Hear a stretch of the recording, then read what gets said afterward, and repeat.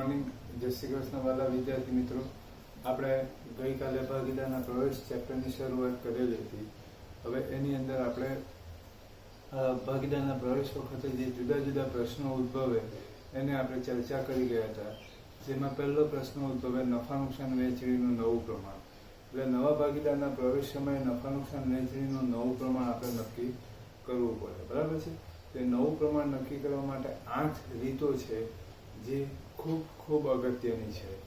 તો પહેલા નફા નુકસાનનું નવું પ્રમાણ, એટલે બુકની અંદર આપણને હેડિંગ આપ્યું છે કે ભાઈ જો આટલી વસ્તુ આપેલું હોય, એટલે કે જૂનું પ્રમાણ નવા ભાગીદારનો ભાગ આપેલો હોય તો આ રીત, જૂનું પ્રમાણ નવા ભાગીદારનો ભાગને ત્યાગનો ભાગ આપેલો હોય તો આ રીત, જૂનું પ્રમાણ નવા ભાગીદારનો ભાગને ત્યાગનું પ્રમાણ આપેલું હોય તો આ રીત, એ રીતના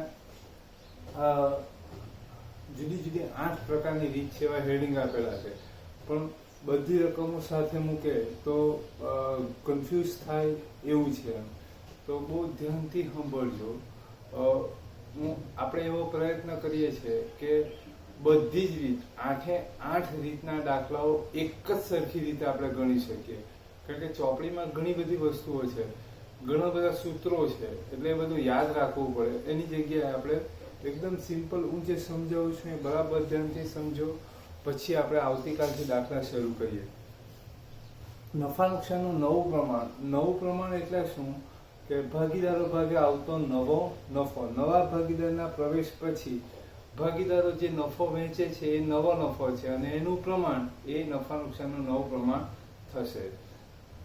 તો એ નવું પ્રમાણ એકદમ સિમ્પલ વાત કરીએ તો દાખલા તરીકે અ અને બ બે ભાગીદાર છે. પેઢીનો નફો 100 રૂપિયા હોય, બંને ધારો કે 3:2 ના પ્રમાણમાં વેચતા હોય તો એક ભાગીદારને 60 રૂપિયા મળે અને બીજા ભાગીદારને કેટલા મળે? 40 મળે, બરાબર. આ રીતે વેચતા હોય. હવે નવા ભાગીદારને પ્રવેશ આપવામાં આવે. દાખલા તરીકે અ, બ અને ક નામના ભાગીદારને પ્રવેશ આપવામાં આવે અને પ્રવેશ વખતે એને નક્કી કરવામાં આવે કે ભાઈ તને નફામાંથી 20% અથવા તો 1/5 જેટલો ભાગ આપવામાં આવશે. એટલે 100 નો 1/5 એટલે 20 રૂપિયા નફો એને આપી દેવાનો છે, બરાબર. તો 20 રૂપિયા નફો એને આપવાનો છે. તો એક સામાન્ય લોજિકની વાત છે કે 20 રૂપિયા નફો ક્યાંથી લાવવામાં આવશે? કોણ આપશે એને નફો? પેઢી આપશે કે જૂના ભાગીદારો આપશે? સવાલ પોતાને કરી જો. 20 રૂપિયા જે નવો નફો છે, દાખલા તરીકે અત્યારે તમને કીધું એ પ્રમાણે કે પેઢી 100 રૂપિયા નફો કમાય છે અત્યારે, બરાબર છે. સોરી, 100 રૂપિયા નફો કમાય છે. હવે બે ભાગીદારો છે, એ અને બી, બરાબર. એમનું નફા નુકસાન વહેંચણીનું પ્રમાણ 3:2 છે. એટલે આ 100 રૂપિયા જે નફો થતો છે એમાંથી એ ને 60 મળતા છે, બી ને 40 મળતા છે, બરાબર. હવે ધારો કે સી ને નવા ભાગીદાર તરીકે પ્રવેશ આપવામાં આવે અને એને પ્રવેશ 1/5 ભાગે આપવામાં આવે, બરાબર. 1/5 ભાગે આપવામાં આવે એટલે હવે એને પેઢીનો નફો જે છે તેમાં એને 1/5 જેટલો હિસ્સો મળશે. પેઢીનો નફો કેટલો છે? 100, એનો 1/5 એટલે 20 રૂપિયા એને હિસ્સો મળશે, બરાબર છે. તો આ જે 100 રૂપિયા છે એ પેઢીનો નફો છે. આ જે છે એ ભાગીદારોનો નફો છે. આ પેઢીના નફામાંથી આ ભાગીદારના ભાગે આવતો નફો છે, બરાબર. તો સવાલ મારો એ છે કે આ જે 20 રૂપિયા આપવાના છે, બરાબર છે, નવા ભાગીદારને, સી ને એ લોકો નવા ભાગીદાર તરીકે 1/5 ભાગ આપવાની શરતે પ્રવેશ આપ્યો એટલે એને 1/5 જેટલો નફો આપવાનો. એટલે 1/5 એટલે 20 રૂપિયા નફો એને આપવાનો. તો સવાલ મારો એ છે કે આ 20 રૂપિયા નફો એ શામાંથી આપવામાં આવશે? આ પેઢીનો જે નફો છે એમાંથી આપવામાં આવશે કે આ ભાગીદારોના ભાગનો જે નફો છે એમાંથી આપવામાં આવશે? તમે વિચાર કરો. તો કદાચ બધાના મગજમાં એક જવાબ આવ્યો હશે કે આ જે 20 રૂપિયા આપવાનો છે નફો એ કોણ આપશે? નવા ભાગીદારને જે સી ને જે 20 રૂપિયા નફો આપવાનો છે એટલે પેઢી આપશે કે પછી જૂના ભાગીદારો આપશે? તો બધાને કદાચ ખ્યાલ આવી ગયો હશે, કારણ કે આ સામાન્ય આપણી હ્યુમન સાયકોલોજીની વાત છે કે આને જે 20 રૂપિયા નફો આપવાનો છે તે કોણ આપશે? એ અને બી આપશે. કારણ કે પેઢીનો નફો તો સ્થિર જ રહેશે. જો આ 20 રૂપિયા જેવો નફો પેઢી આપવાનો હોય તો પેઢીએ જે અત્યારે 100 રૂપિયા નફો કમાય છે એના કરતા 20 રૂપિયા નફો વધારે કમાવો પડે. અને 20 રૂપિયા નફો એને વધારે કમાવો હોય તો એને શું કરવું પડે? કે ગ્રાહક પાસેથી જે વસ્તુ વેચે છે એ વસ્તુની વેચાણ કિંમત વધારવી પડે. હવે વેચાણ કિંમત જો વધારશે, બરાબર છે, તો ગઈકાલે જે કસ્ટમર વસ્તુ લઈ ગયો હશે એ આજે લેવા માટે આવશે તો આપણે એટલા રૂપિયા 20 રૂપિયા વધારે લેવા પડશે. પણ જ્યારે આપણે 20 રૂપિયા વધારે લેશું ત્યારે પેલો કસ્ટમર સ્વાભાવિકપણે પૂછશે કે ગઈકાલે વસ્તુ લીધેલી હતી એ આટલા રૂપિયાની હતી તો આજે કેમ આમાં 20 રૂપિયા વધી ગયા? તો આપણે કારણ આપવું પડે. કારણ આપણે શું આપીએ? 20 રૂપિયા કેમ વધાર્યા? તો કે સી ને 20 રૂપિયા આપવાના છે એટલે આપણે એવી કન્ડિશન કરીએ, સોરી એવી વાત કરીએ કે ભાઈ મારે સી ને 20 રૂપિયા આપવાના છે, બરાબર છે, એટલા માટે હું 20 રૂપિયા વધારે લઉં છું. તો એ તમે આપવા તૈયાર થશો કસ્ટમર તરીકે આપણે હોય તો આપણે 20 રૂપિયા વધારે આપવા તૈયાર થશો? આપણે તરત કહેશું કે ભાઈ એ ભાગીદાર તરીકે તમે લીધો છે એને, એ તમારો પ્રોબ્લેમ છે, એની સાથે અમારે કોઈ લેવા દેવા નથી. આજે અમે ટ્યુશન ક્લાસમાં ધંધો કરીએ છીએ, બરાબર, અમે 2 જણા પાર્ટનર છે, બરાબર. હવે ધારો કે ત્રીજાને નવા ભાગીદાર તરીકે અમે પ્રવેશ આપીએ, બરાબર છે, તો ત્રીજાને નવા ભાગીદાર તરીકે પ્રવેશ આપીએ અને એને એમ કહીએ કે ભાઈ તને દર વર્ષે ફીમાંથી આટલા ટકા મળશે, બરાબર, એને કમિટમેન્ટ આપી દીધો. હવે એને એટલા ટકા આપવા માટે જો અમે તમારી પાસે જે ફી લેતા છે એ ઉપરાંત વધારાની ફી માંગીએ તો તમે એને આપશો? નહીં આપશો, બરાબર, કારણ કે એ અમારો પ્રોબ્લેમ છે, બરાબર ને. એટલે અહીંયા જે કહેવાનું થાય છે કે આને જે 20 રૂપિયા આપવાના છે એ કોણ આપશે? તો કે જૂના ભાગીદારો આપશે. આ આખા જે નવા પ્રમાણની જે 8 રીત છે એનું મેઇન જે હર્ટ છે તે આ છે, બરાબર, કે નવા ભાગીદારને જે પ્રવેશ થશે અને એના કારણે એને જે નફામાં હિસ્સો આપવો પડશે એ કોણ આપશે? જૂના ભાગીદારો પોતાના નફામાંથી આપશે, બરાબર. આ એમ કે મારો 60 જ જોઈએ, આ એમ કે મારો 40 જ જોઈએ, તો આને 20 ક્યાંથી લાવવાના? આના 20 ક્યાંથી લાવવાના? કસ્ટમર પાસે તો લાવી નહીં શકાય, બરાબર ને. અને 20 આ બંને આપવા તૈયાર ન થાય તો એ પેઢીએ 20 રૂપિયા નફો વધારે કમાવો પડે. 20 રૂપિયા નફો વધારે કમાવા માટે એને શું કરવું પડે? વેચાણ કિંમત વધારવી પડે. વેચાણ કિંમત વધારવી પડે એટલે એ પૈસા ગ્રાહક પાસેથી વસૂલ કરવા પડે. ગ્રાહક એ પૈસા વસૂલ થવા દેશે નહીં, કારણ કે બજારમાં હરીફાઈ છે એટલે આપણે વસ્તુની કિંમત વધારી એટલે સામે તરત જ ગ્રાહક બ્રાન્ડ બદલી કાઢશે અને બીજી બ્રાન્ડમાં ચાલ્યો જશે, બરાબર ને. એટલે આવું થાય, બરાબર ને. એટલે પ્રેક્ટિકલી આપણે વિચારીએ તો જૂના નવા ભાગીદારને જે નફો આપવાનો છે તે કોણ આપશે? જૂના ભાગીદારો આપશે, બરાબર ને. આ આખા ચેપ્ટરનું અથવા તો નવા પ્રમાણનું આખું લોજિક છે, બરાબર. તો અત્યારે રોજ એટલું યાદ રાખવાનું એટલીસ્ટ 10 દિવસ સુધી કે નવા ભાગીદારને પ્રવેશ થતા નવા ભાગીદારને આપવાનો થતો નફો કોણ આપશે? જૂના ભાગીદારો પોતાના નફામાંથી આપશે, બરાબર છે. તો એના માટે 8 રીતો છે, બરાબર છે. તો 8 રીતોની આપણે વાત કરીએ. પહેલી રીત એકદમ દેશી ભાષામાં જ વિચારીએ. ધારો કે પેઢીનો નફો આપણે ગણી લઈએ. પેઢીનો નફો કેટલો છે? ધારો કે 100 રૂપિયા છે, બરાબર. એ ને બી 2 ભાગીદાર છે. 2:3 ના પ્રમાણમાં નફો નુકસાન વેચતા ભાગીદારો છે. તો એને કેટલા મળે? આમાંથી 60 મળે અને બી ને 40 મળે, બરાબર. અત્યારે હાલની પરિસ્થિતિ પ્રમાણે એ ને બી 2 ભાગીદાર છે. 3:2 ના પ્રમાણમાં નફો નુકસાન વેચે છે. પેઢીમાં 100 રૂપિયા નફો થતો હતો, એ બંને વેચતા હતા તો એકના ભાગે 60 આવતો હતો અને બીજાના ભાગે 40 આવતો હતો. હવે દાખલા તરીકે નવા ભાગીદાર તરીકે સી ને પ્રવેશ આપવામાં આવે, બરાબર. સી ને નવા ભાગીદાર તરીકે પ્રવેશ આપવામાં આવે અને એની સાથે શરત કરવામાં આવે કે તને નફામાંથી 1/5 ભાગ આપવામાં આવશે, એટલે કે 20 રૂપિયા આપવામાં આવશે, બરાબર. 1/5 20 રૂપિયા આપવામાં આવશે. આ 20 રૂપિયા કોણ આપશે? તો કે જૂના ભાગીદારો, બરાબર. જૂના ભાગીદારો આપશે. જૂના ભાગીદારો એટલે એ અને બી બંને મળીને 20 રૂપિયા આપશે, બરાબર. હવે આ 20 રૂપિયામાં એ કેટલા આપશે ને બી કેટલા આપશે? બરાબર. એ કેટલા આપશે અને બી કેટલા આપશે? જો બંને 10-10 રૂપિયા આપે, ધારો કે આપણે એવું વિચારીએ કે એ 10 આપીને બી 10 આપી દે એટલે આમાં 20 થઈ ગયા, વાત પતી જાય, બરાબર. પણ એવું કરવાથી એક ભાગીદારને ફાયદો થાય અને બીજાને નુકસાન થાય. આ 60 રૂપિયા કમાઈને એમાંથી એને 10 આપવાનો એટલે એને વાંધો નહીં. આ 40 કમાઈને એમાં 10 આપવાનું તો આને વધારે નુકસાન થાય, બરાબર ને. એટલે શું કરવામાં આવે કે જયારે નવા ભાગીદારને નફામાં ભાગ આપવાનો હોય ત્યારે જે ભાગીદાર વધારે નફો કમાય એ વધારે આપે, ઓછો કમાય એ ઓછો આપે, બરાબર. તો અહીંયા એ અને બી બંને ભાગીદારો છે, બરાબર ને? તો એનું નફા નુકસાન પ્રમાણ 30 રૂપિયા છે, સોરી 3/2 છે. અને જે 20 આપવાનું છે તે કોણ આપશે? A અને B. કોણ કેટલા આપશે? એમના જૂના પ્રમાણ 3/2 ના પ્રમાણમાં, એટલે 20 ગુણ્યા 3.5 A આપે ને B 20 ગુણ્યા 2.5, એટલે અહીંયા 12 રૂપિયા આપે અને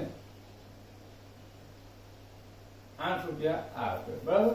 હવે એનો નવો નફો કેટલો થાય? તો એને પહેલા કેટલા મળતા હતા? 8.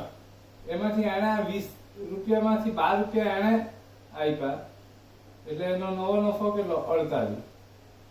બી ને કેટલા મળતા હતા? 40 મળતા હતા, એમાંથી એને 8 આપ્યા, એટલે 32. બરાબર. નવું પ્રમાણ એટલે નવા ભાગીદારના પ્રવેશ પછી નવો નફો. તો નવા ભાગીદારના પ્રવેશ પછી એનો નફો કેટલો? 48. બી નો કેટલો? 32 ને સી નો કેટલો? 20. બરાબર. 100 થવા જોઈએ. 48 ને 32 80 ને 20 100. બરાબર. એટલે 100 રૂપિયા નફો પહેલા બે વચ્ચે વેચાતો હતો, હવે આ ત્રણ વચ્ચે વેચાય. તો આ જે ત્રણ વચ્ચે વેચાય, આ જે પ્રમાણ થયું એ નફા નુકસાનનું નવું પ્રમાણ થયું. બરાબર. આખું પાછું ડિટેલમાં સમજાવું. પેઢીનો નફો 100 રૂપિયા છે. બે ભાગીદારો હતા જે 3/2 ના પ્રમાણે 60 ને 40 વેચ્યા કરતા હતા. હવે સી ને નવા ભાગીદાર તરીકે પ્રવેશ આપ્યો, એને 20 રૂપિયા આપવાના. એમાં કોણ કેટલા આપશે? 20 રૂપિયા તે નથી આપેલું, એટલે આપણે જૂના પ્રમાણમાં આપી દઈએ. જૂના પ્રમાણમાં આપીએ તો એ હિસાબે ઓએ તો 12 રૂપિયા આપવા પડે ને બી એ 8 રૂપિયા આપવા પડે, બરાબર. તો નવું પ્રમાણ એટલે નવો નફો. નવો નફો કેટલો થાય? તો પહેલા એને 8 મળતો હતો, એમાંથી 12 આપી દેવાનો, એટલે હવે એને 48 મળશે. બી ને પહેલા 40 મળતો હતો, એમાંથી 8 આપવાનો, એટલે એને કેટલા મળશે? 32 મળશે. સી ને આની પાસેથી 12 લીધા, આની પાસેથી 8, એમ કરીને સી ના 20. એટલે આ રીતે આ નફા નુકસાન નવ પ્રમાણની પહેલી રીત. બીજી રીત સાંભળજો ધ્યાનથી, હું આ બધાને આપણે એક્ઝામ્પલ કરીશું. અત્યારે એકદમ સિમ્પલ જે સમજાવું એ સમજો. આ પહેલી રીત પૂરી થઈ. બીજી રીત, આની અંદર આપણે થોડુંક ઉમેરો કરીએ. એ ને બી એક પેઢીના ભાગીદારો છે. 3/2 ના પ્રમાણમાં નફો નુકસાન વેચે છે, એટલે 100 રૂપિયા નફો થતો હોય તો 60 રૂપિયા એ ને મળે ને 40 રૂપિયા કોને મળે? બી ને મળે, બરાબર છે. હવે નવા ભાગીદાર તરીકે સી ને પ્રવેશ આપવામાં આવે, અને સી ને પ્રવેશ આપતી વખતે એવું નક્કી કરવામાં આવે કે ભાઈ સી નો ભાગ જે છે, સી ને 1.5 ભાગે પ્રવેશ આપવામાં આવશે, એટલે સી ને કેટલા રૂપિયા આપવામાં આવશે? 20 રૂપિયા આપવામાં આવશે. આ 20 રૂપિયામાંથી અને જે 20 આપવાના છે એમાંથી 15 રૂપિયા એ આપશે ને 5 રૂપિયા બી આપશે. તો હવે નવો નફો કેટલો થયો? બરાબર. ફરી પાછું સમજાવું. એ ને બી બંને એક પેઢીના ભાગીદાર છે. 100 રૂપિયા નફો છે. 3/2 ના પ્રમાણમાં વેચે છે, એટલે એ ને 60 રૂપિયા મળે ને બી ને 40 મળે. સી ને નવા ભાગીદાર તરીકે પ્રવેશ આપવામાં આવે અને એ શરતે કે 1.5 નફામાં ભાગ મળશે, એટલે 100 રૂપિયામાંથી 1.5 એટલે 20 રૂપિયા સી ને આપવાના. હવે આ સી ને જે 20 રૂપિયા આપવાના છે, બીજી રીતમાં કોણ કેટલા આપશે એ આપી દીધેલું હોય. આ પહેલી રીતમાં કોણ કેટલા આપશે તે નહીં આપેલું, એટલે જૂના પ્રમાણમાં આપી દીધું. આમાં કોણ કેટલા આપશે એ આપી દીધું હોય, એટલે કે એ 15 રૂપિયા આપશે અને બી 5 રૂપિયા આપશે, બરાબર છે. હવે નવો નફો કેટલો? તો નવો નફો, તો એને પહેલા કેટલા મળતા હતા? 60. એમાંથી એને 15 રૂપિયા આપ્યા, એટલે હવે એને કેટલા મળશે? 45. બી ને કેટલા મળતા હતા? 40. તેમાંથી એને કેટલા આપ્યા? સી ને 5, એટલે એને બાકી હવે કેટલા રહેશે? 35. એનો નવો નફો થયો. અને સી ને કેટલા મળશે? તો એની પાસેથી 15 મેળવ્યા અને બી ની પાસેથી 5 મેળવ્યા, એટલે આ રીતે 20 મેળવ્યા. એટલે હવે નવું પ્રમાણ કેટલું થયું? નવો નફો કેટલો થયો? તો કે 45, 35 અને 20. આ નવો નફો થયો, અને આનું પ્રમાણ કાઢીએ એ નવું પ્રમાણ. આ બીજી રીત પૂરી થઈ. ત્રીજી રીત, એ ને બી એક પેઢીના ભાગીદારો છે. 100 રૂપિયા નફો છે. બંને ભાગીદારો 3/2 ના પ્રમાણમાં વેચે છે, એટલે એ ને 60 રૂપિયા મળે છે અને બી ને 40 રૂપિયા મળે છે, બરાબર. હવે સી ને નવા ભાગીદાર તરીકે પ્રવેશ આપવામાં આવે, 1.5 ભાગ આપવાની શરતે, એટલે 100 રૂપિયા નફો છે, એમાંથી 1.5 એટલે 20 રૂપિયા કોને આપવાના? એ ને આપવાના, સોરી સી ને આપવાના. હવે એમાં કોણ કેટલા આપશે તે સ્પષ્ટ નથી, પણ એવું લખેલું છે કે ધારો કે સી ને જે 100 રૂપિયા આપવાના છે, બંને ભાગીદાર જૂના ભાગીદારો 1/1 ના પ્રમાણમાં આપશે. તો 20 રૂપિયા 1/1 ના પ્રમાણમાં, એટલે 10 રૂપિયા એ આપે એટલે 10 રૂપિયા બી આપે.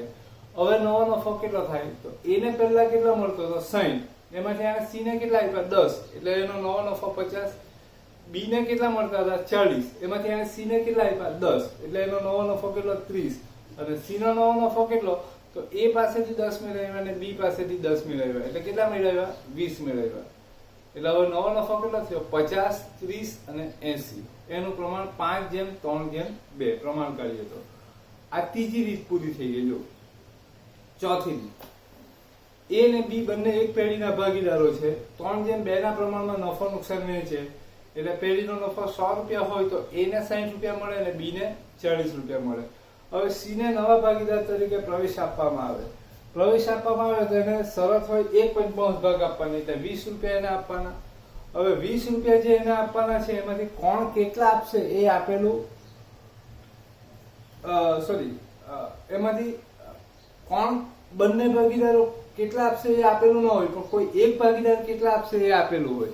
તો દાખલા તરીકે એવું લખેલું હોય કે એને જે 20 રૂપિયા આપવાના છે એમાંથી 12 રૂપિયા એ આપશે અને બાકીના કોણ આપશે, બી આપશે. તો બી એ કેટલા આપવા પડે, પેલાને 20 આપવાના, તો એ 15 આપે, તો બાકીના કોણ આપવા પડે, બી એ, ને બી એ કેટલા આપવા પડે 5 રૂપિયા. તો હવે નવો નફો કેટલો થાય, તો એને પહેલા 60 મળતો હતો, એમાંથી 15 આપી દેવાનો એટલે 45, બી ને 40 મળતો હતો, એમાંથી 5 આપી દેશે એટલે 35, અને સી ને મળતા હતા, સી ને એ પાસેથી 15 મળવાના અને બી પાસેથી 5 એટલે 20. બરાબર, એટલે નવો નફો કેટલો થયો 45, 35 અને 20. બરાબર, આનું પ્રમાણ કાઢીએ નફા નુકસાનનું નવું પ્રમાણ. આ ચોથી રીત પૂરી થઈ. પાંચમી રીત, એ ને બી બંને એક પેઢીના ભાગીદારો હોય, નફો નુકસાન 3:2 ના પ્રમાણમાં વહેંચતા હોય. બરાબર, 3:2 ના પ્રમાણમાં વહેંચતા હોય તો એકના ભાગે 100 રૂપિયા નફો હોય તો એકના ભાગે 60 આવે અને બીજાના ભાગે કેટલા આવે 40 આવે. બરાબર, હવે સી ને નવા ભાગીદાર તરીકે પ્રવેશ આપવામાં આવે, પણ સી ને કેટલા ભાગે પ્રવેશ આપવામાં આવે એ આપેલું ન હોય, ખાલી સી ને પ્રવેશ આપવામાં આવે. બરાબર છે, સી ને નવા ભાગીદાર તરીકે પ્રવેશ આપવામાં આવે, પણ એને કેટલો નફો આપવાનો છે એ આપેલું ન હોય, પણ એમ લખેલું હોય કે એ પોતાના હિસ્સામાંથી 10 રૂપિયા આપશે અને બી પોતાના હિસ્સામાંથી 5 રૂપિયા આપશે. તો હવે સી ને કેટલા મળવાના, 10 રૂપિયા એ પાસેથી મળવાના અને બી પાસેથી કેટલા મળવાના 5 મળવાના, એટલે એને કેટલા મળવાના ટોટલ 15 રૂપિયા. બરાબર છે, તો હવે નવો નફો કેટલો થયો, તો એને પહેલા 60 મળતો હતો, એમાંથી એને 10 આપ્યા.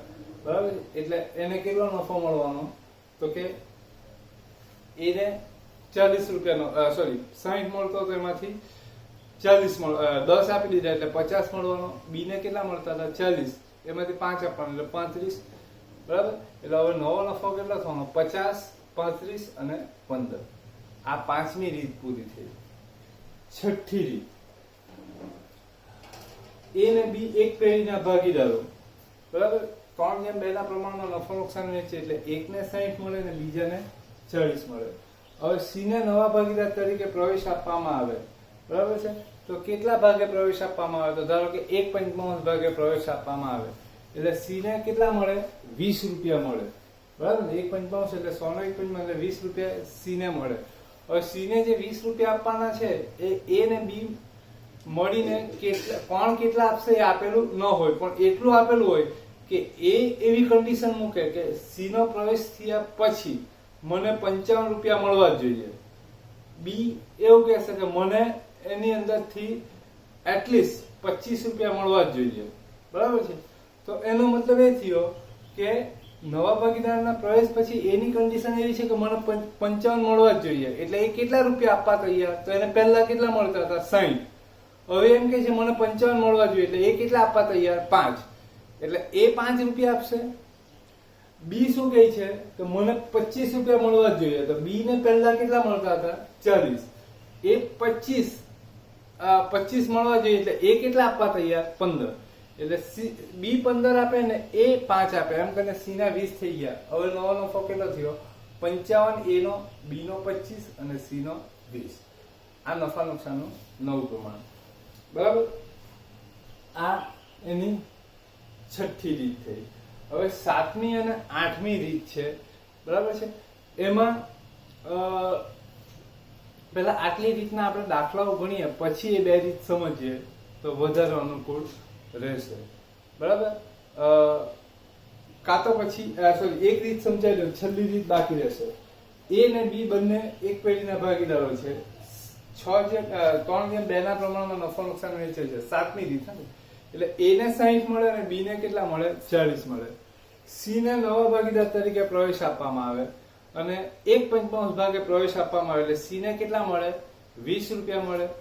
હવે ધારો કે બી એવું કહે છે કે હું મારો નફો સી ના પ્રવેશ પછી પણ બદલાશે નહીં, હું જેટલો પહેલા નફો મેળવતો હતો એટલો જ નફો હવે પણ લેતો રહીશ, બરાબર?